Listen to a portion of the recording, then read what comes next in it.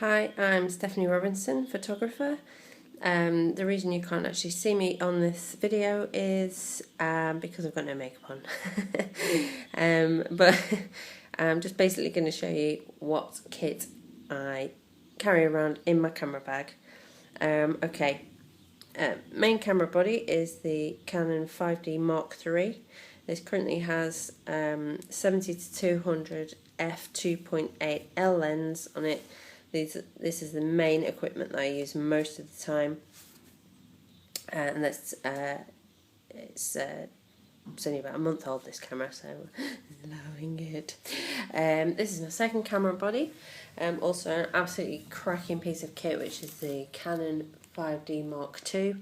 This currently has got a 50mm 1.8 prime lens on it, which is it's a fantastic lens. It's one of the cheapest lenses that Canon do. It's like retails for about, I don't know, £90 to £100, and it's a brilliant lens for creating special bokeh, which is the fuzzed out background because of the extremely wide aperture on that. I would also recommend it for anyone starting out because it gets used to how the camera works without having to worry or having the option really of a zoom. It means you've got to move around, but it gives you a greater understanding of light, aperture, everything else that you need to know to get you started really. Next to this we've got my little shutter hugger, which basically goes around the lens, and obviously it's to cheer up old people. Here we've got my 24 to 70L lens. This is the 2.8 as well. This is the lens that my preferred lens for use in the studio. A slight wide angle on that, so that's pretty good for all round shots as well, the zoom on that. Primarily for weddings I would use this and this. This would primarily sit on the Canon, on the Mark II, and I have both of these around my neck at the same time so that I can flick between distant shots and wide angle and portrait. They're both good for portrait anyway. But up here we've just got a little stock lens, which is the 18 to 55. It's a very basic lens. It's okay. That really is just a backup. It can't be used with these full frame cameras. That is the stock lens that came with this little baby here, which is the 400D. This it's a cracking little camera really. It's only a half frame, but you can put all of the other lenses on a half frame camera. It's just you can't use this stock lens on a full frame camera. Trust me, I've tried, and I broke the insides of the camera trying to do it. We'll make sort of cleaning bits and bobs here. Little air squeezy thing to get the dust off the lens. Important to keep these clean, obviously, because you don't want you don't want to be scratching any dust back onto your lens or anything like that. Got other bits and bobs and cables and connections for other bits and bobs down there. Over here I've got grey card passport colour checker, essential for white balance, post-production white balance.